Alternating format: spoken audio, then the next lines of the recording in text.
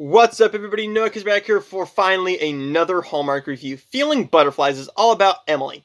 When you are looking for butterflies, or you're in need of butterflies for your wedding or your birthday or any type of event, there's only one woman to call, Emily, who is played by Kayla Wallace.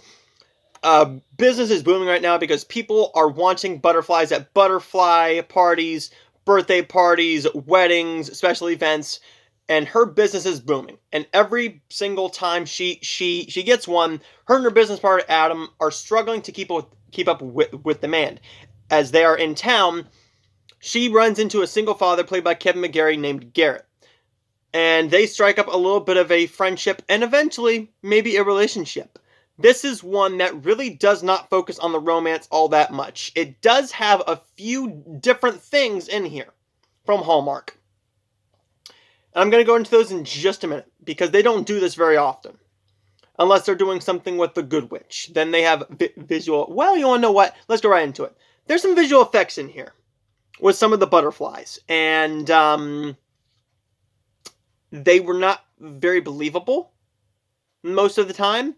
A couple times, yeah, but this is a lower budget TV film. So I'm not going to fault them too much on that. I'm going to take that just down a little bit, but not by much, so don't scream at me too much. What I am going to praise is the chemistry between Kayla Wallace and Kevin McGarry.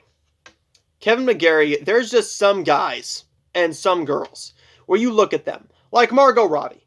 Okay, Margot Robbie, Scarlett Johansson. It's unfair how beautiful they are. It's unfair how beautiful and attractive they actually are. Kevin McGarry is one of those guys, and I'm straighter than a stick. I mean, I am straight. A straight man, and straight guys are allowed to say, this dude's very attractive. This guy has looks out the ass, and I don't understand. God, couldn't you've given me some of those? God? Well, you've answered my prayers. So, this one, well, you can only do so much about your looks. But Kevin McGarry, it's unfair. What does work in this film is the chemistry between these two stars, but besides that, there's nothing much here. It does have a old school Hallmark feel to it, though. And I'm not talking about the Hallmark Hall of Fame titles. I'm talking about some of the older ones that does not start to focus on the romance until we get some real chemistry between these two. There's romantic interest, yes. And there's a main issue here. The big, and I mean the biggest problem with this film is that the climax happens too early. I think the climax happens too early. You introduce a character too early. You introduce the former love interest, the ex-girlfriend, way too early in this film for anybody to care about her. It's a big shock. We don't know why she's there except to cause a little bit of tension, and she's barely seen again. The film focuses on the butterfly business and the wedding, and that's beautiful and everything, and it mainly focuses on the business. Once we get to the romance relationship side of things, they focus on it a little bit, and when they do focus on it, it's beautiful. The chemistry is there, the written chemistry is there, and the on-screen chemistry works. Kevin McGarry can have chemistry with anybody. This is from the same director as a little-known Hallmark film called Baby It's Cold Outside, which did not use the song Baby It's Cold Outside. I thought you could have used that. Baby It's Cold Outside was a film in 2021, I believe. What was it, 2021? I believe it was May 6th, 2021.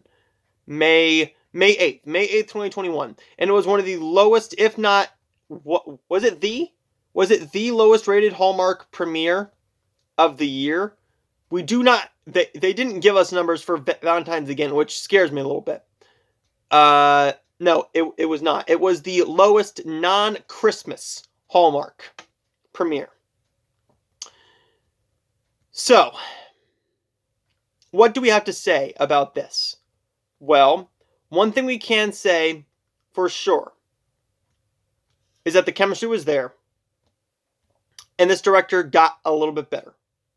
Because in that film, the chemistry wasn't really working because of the on-screen dynamic and the direction of the characters. So the director was doing an alright job. I could tell he was struggling with the genre a little bit. Sorry, I'm not going to assume gender. Not going to assume gender. But this director did not have anything special to do in either of these films. This is a pretty straightforward formula. Try saying that 4 times fast. Straightforward formula. And this is very easy to do. This isn't like a straight up comedy. This isn't a big budget action film where you have to do multiple things at once. There's just so many different things that could have went here, that could have gone into this to make it a little bit easier, but this was just handed to him on a silver platter.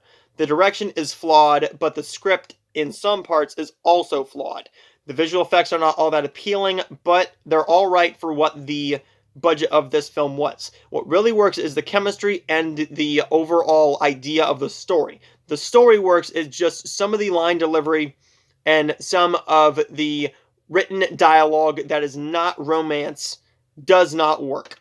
But there are also other issues, like the problem of the climax happening already. They try and add another climax, but it just doesn't work out because you're already burnt out, because you already had 2 shocks, and the one shock, they aren't really shocks. You're kind of like, why are you here? Why is the ex-girlfriend here? You have no reason to be here, besides to make a little bit of tension. But that's besides the point. So, how was this film overall? It was good. It was good. I think it's better than The Wedding Veil Unveiled. I think it's better than the majority of the January Hallmark films we got this year. But was it better than Welcome to Mamas and Butlers in Love and The Wedding Veil Legacy? Or even The Wedding Veil? No. I think this might be within the top 5 films that Hallmark has done this year so far. But then again, I have not seen The Presence of Love yet. I will be watching that on Thursday. So, okay, let's go into the grade, and then we do have some announcements for Spring into Love. There's no longer Spring Fling, it is Spring into Love. So, let me warm my palate a little bit.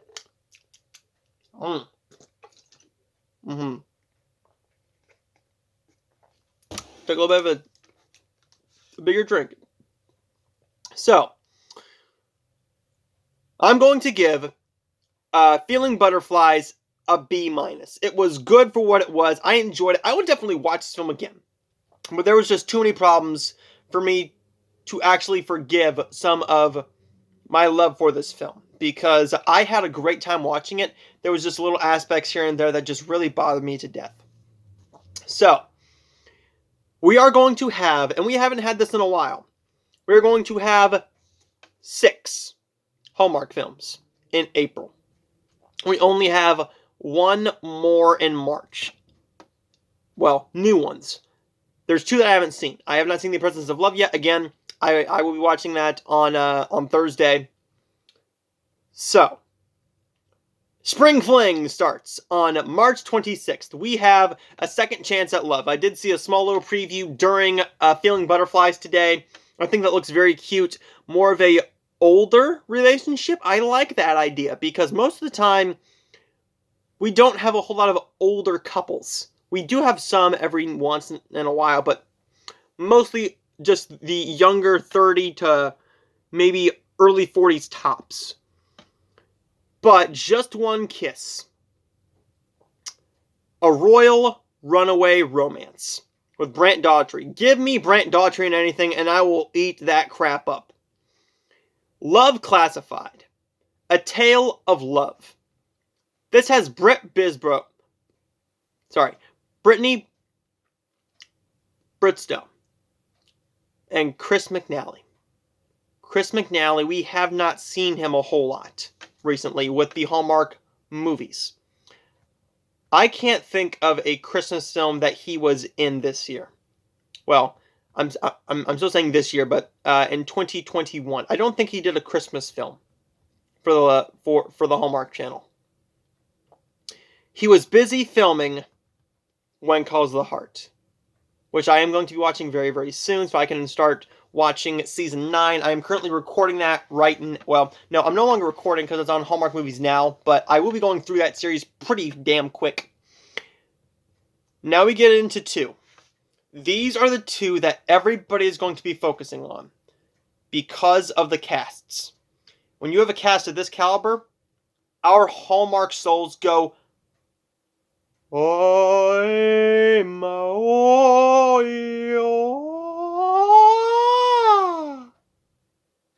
sorry. Always a More with Autumn Reeser and Tyler Hines, directed by Kevin Fair. This is going to be very interesting because taking a look at what we have here, Always a More has two of the biggest stars that Hallmark has ever had. The two biggest stars they probably have right now is Lacey Chabert and Candace Cameron Bure. But Kevin Fair is a Hallmark legend in this regard. He's done almost all of the morning show mysteries, as well as the Signed, Sealed, Delivered movies, and some all-right Christmas films. Mainly, he teams up with Holly Robinson Peete for that one, for the Christmas films.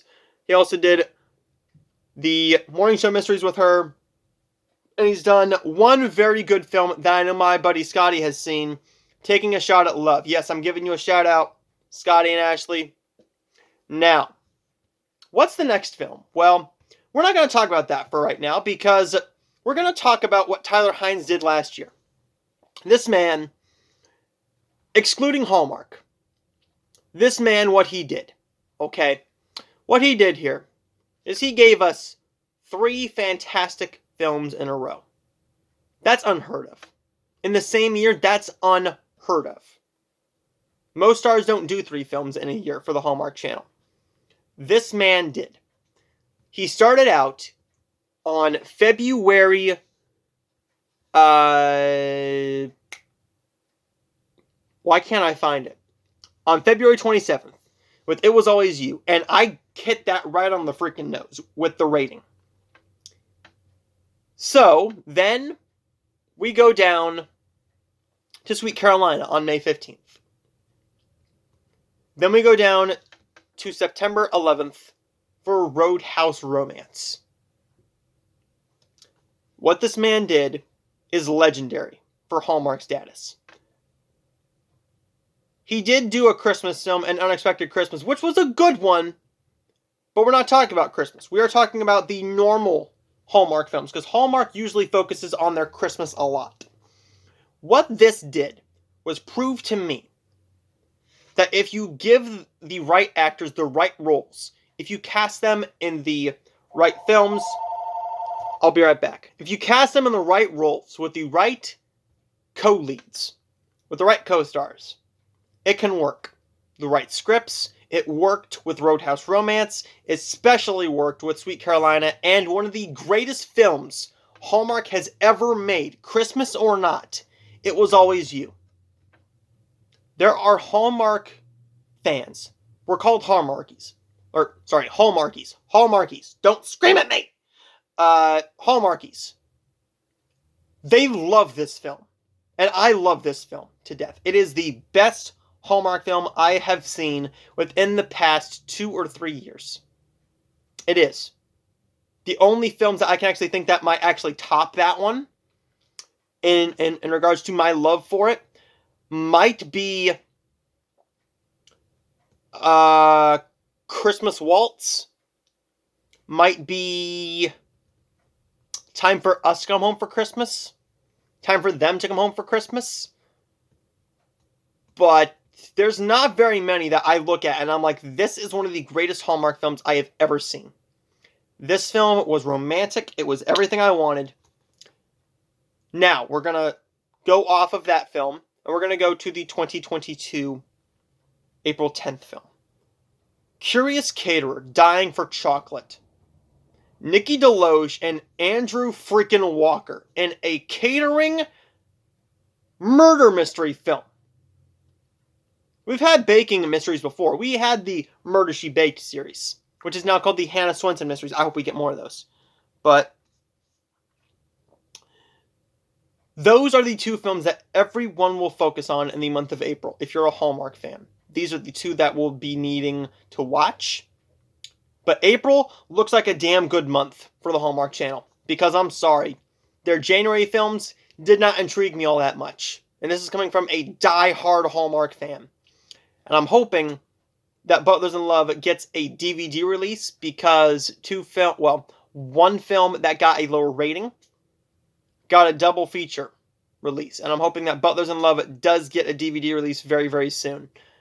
The Perfect Pairing, I believe, is coming out with Raise a Glass to Love, which is one of the best fall harvest films that I've seen in the past couple years. But then again, the fall harvest films last year were freaking fantastic. For the most part, we had Taking the Reins, Raise a Glass to Love, Roadhouse Romance, South Beach Love, Love Strikes Twice, Advice to Love By. I did not love those last three. I loved the first three. I personally loved Roadhouse Romance, loved Raise a Glass to Love, and I really, really liked Taking the Reins.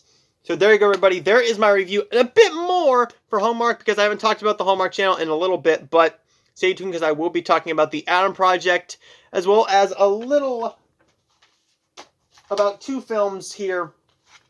Going the Distance, a Drew Barrymore romance film. My buddy Scotty sent this to me, and I have been in the mood to watch it, and I figured, why not just get to it today? I'm home by myself for the next week, so I'm watching some stuff that I've been wanting to see, and then this is one that I'm probably going to pop on, and while I'm making supper, I'm going to continue to watch this. This is American Pastoral. Been wanting to see this. Got this one from from Family Video years ago. And I do have a stack of stuff there that I may show off later. Well, you all know what. Let's just do it. Let's just do it. There are films here that I will be watching very, very soon. Feast of Love, Wicker Park. Double feature here of All About the Benjamins and Money Talk. Two Blu-rays here. The Thomas Crown Affair and Don't Say a Word. As well as Dog, Men Seeking Women, and Back in the Day. There you go, everybody. There is everything I plan on watching, as well as some more, but there will be plenty more. I still have to catch up on some 2021 films, and I'll get to those eventually, but I'm not focusing on every single new release now, because that got tiring over the past 3 or 4 years, and I'm just going to watch films and talk about them as I see fit. But my next review will be for the Adam Project. I will see all of you guys next time.